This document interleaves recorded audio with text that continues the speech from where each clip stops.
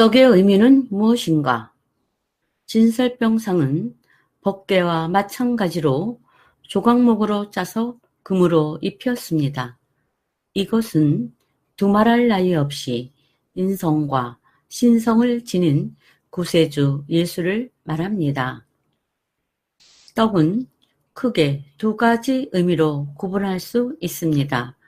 첫째는 현실적인 의미이고 둘째는 교회를 향한 예언적 의미입니다. 현실적인 의미에서 찾아볼 수 있는 첫 번째 의미는 하나님이 하나님의 백성들을 돌보시고 양식을 공급하는 분이시라는 것입니다. 떡은 하나님이 주신 것입니다. 쌀은 인간이 연구해서 만든 것이 아닙니다. 하나님이 주신 것입니다. 이렇듯 하나님은 양식을 공급하심으로 하나님의 백성들을 돌보십니다. 레위기 24장 8절에 항상 매 안식일에 이 떡을 여호와 앞에 진설할지니 이는 이스라엘 자손을 위한 것이요 영원한 언약이니라고 기록되어 있습니다. 성도가 하나님께 떡을 드리는 것이 아니라 하나님이 성도들에게 떡을 주신다는 것입니다.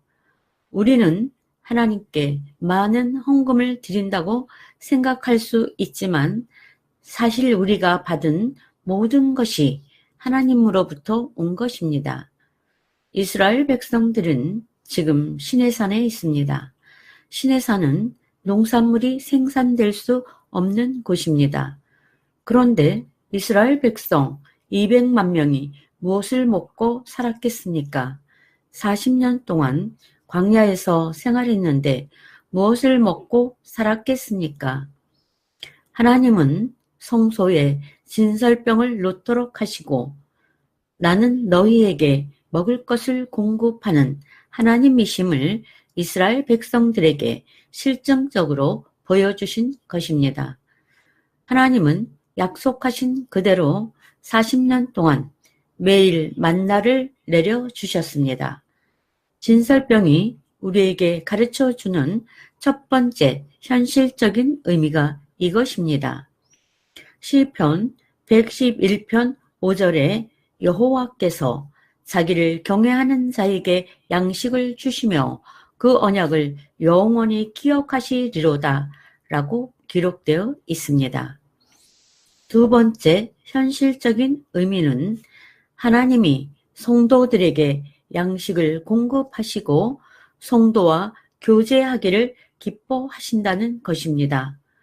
그리고 떡을 먹는 아론의 후손들은 제사장들인데 이들은 신약교회의 모든 성도를 예표한다는 것이 예언적인 의미입니다. 하나님은 우리를 제사장으로 삼으셨습니다. 그러면 우리는 거룩한 곳에서 떡을 먹어야 합니다. 이 떡은 말씀입니다. 성경에서 말하는 말씀은 크게 세 가지를 가리킵니다. 첫 번째, 성육신된 말씀, 즉 예수 그리스도이시고 둘째는 기록된 말씀, 즉 성경이며 셋째는 선포된 말씀, 즉 설교입니다. 요한복음 6장 35절에 예수께서 가라사대 내가 곧 생명의 떡이니 내게 오는 자는 결코 줄이지 아니할 터이요 나를 믿는 자는 영원히 목마르지 아니하리라고 기록되어 있습니다.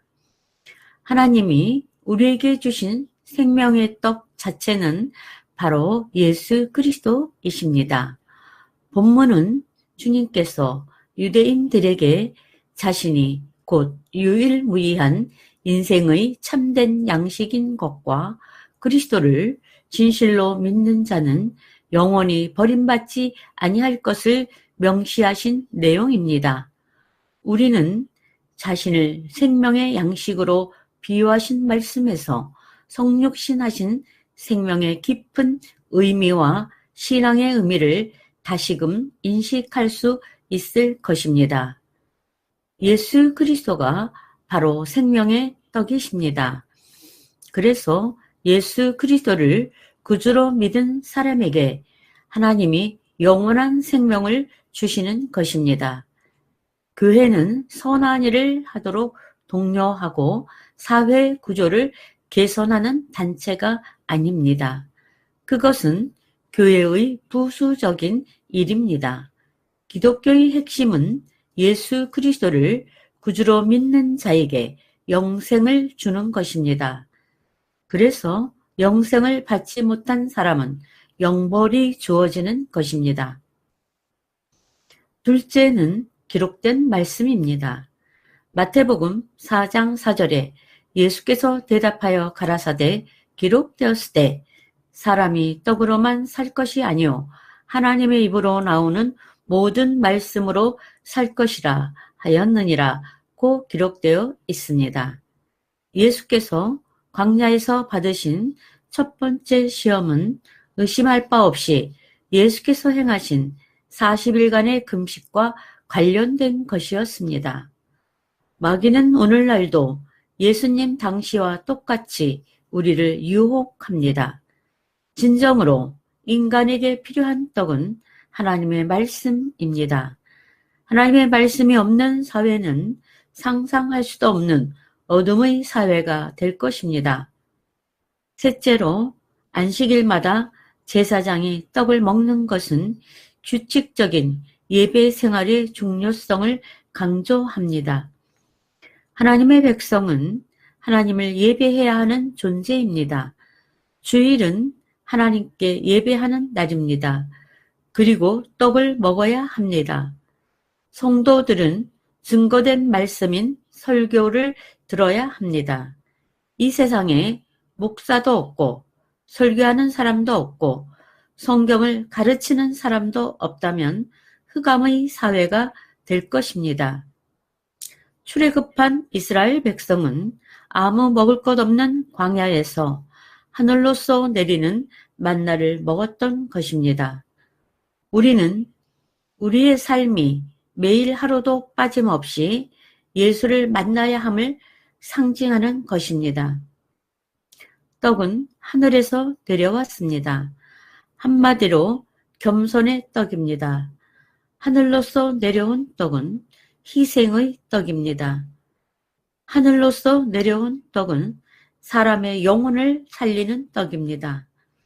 그러므로 이 떡을 먹는 자는 죽지 않습니다. 이것이야말로 모든 인간들이 먹어야 할 떡입니다. 예수님은 하늘의 떡으로 떡상에 오셨습니다.